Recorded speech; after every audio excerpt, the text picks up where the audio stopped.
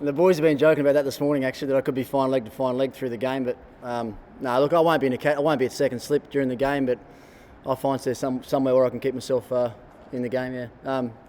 Look, fingers good. I've actually pretty surprised how I've been able to train the last couple of days. Like, I've batted a lot the last 2 days, and I just took part in all the fielding stuff out there and just made sure I caught a few balls just to get used to the feeling of it. But yeah, something pretty strange is going to have to happen today for me not to play tomorrow.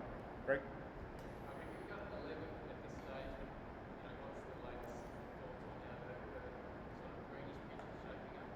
We haven't finalised an 11 yet. We'll do that in the morning. We'll just wait until the morning and see what the weather's like, and two, if the wicket changes at all. It looks like it's got a bit of moisture in it again today from yesterday. It's a bit different than it was yesterday afternoon. So we just want to make sure we've got all our bases covered and everything, and we'll announce that at 11 in the morning. But there is a bit of moisture around, which I think everybody's seen over the last couple of days. Talking to a lot of the Victorian boys and their state coach, that's pretty much what the wickets have been like for a lot of the Shield games during the year. So I'd expect this one to play pretty similar to that. Right.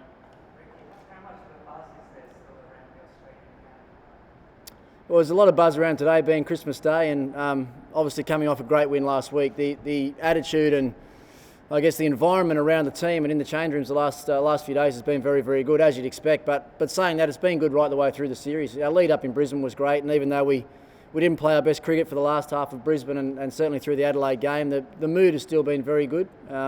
We've trained well this week. We've just got to make sure we continue on from the very good cricket that we played last week.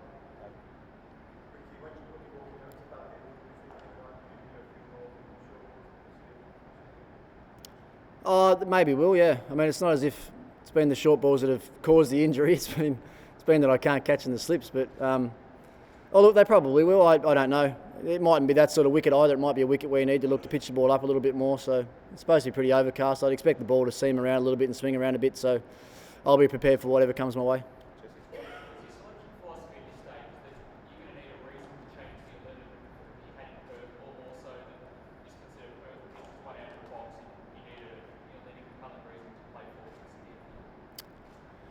It's a good question. I mean, you can probably look at it both ways.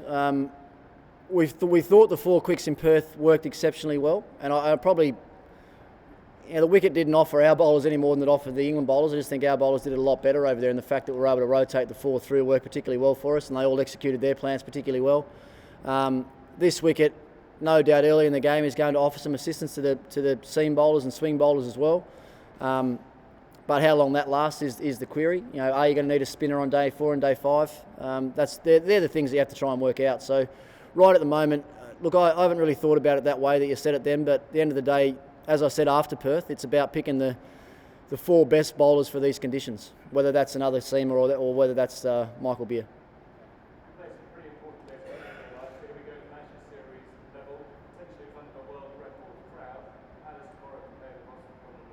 Oh, look, it's always a special day.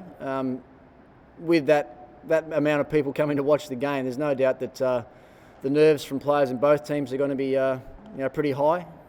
It is a great atmosphere here. I don't think there's any better ground in the world to play cricket on, maybe even play international sport on, to tell the truth. So there's sure to be a great turnout. It'll be very electric when we take the field tomorrow, and hopefully that has a good result on the way that our team performs.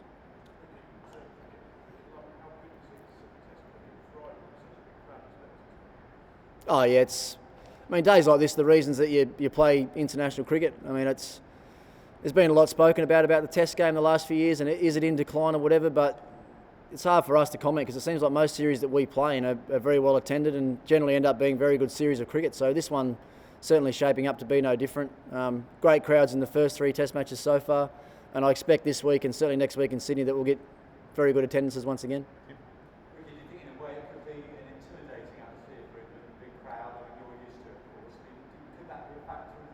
I don't think there's any doubt about that, yeah. I mean, there'll be probably 20 or 30 Barmy Army supporters here. 1,000, that is.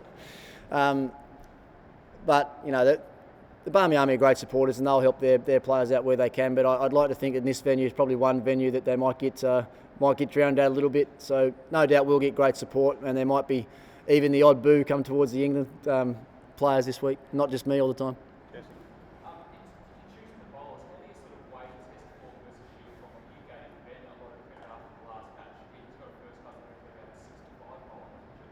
Hilfy has. That won't come into it. That won't come into it at all. Once again, we've got to pick the best four that we think are going to work best together over the next 5 days. Not sure what Michael Beer's record is here either, if you look at it like that. But what you get with Hilf is pretty much a guaranteed performer. You know what he's going to do for you. He's played enough Test cricket now to understand himself and understand his role particularly well. I think so they're all the things you think about. But I must admit, I haven't looked at his Shield record here, and the selectors certainly haven't spoken to me about that either.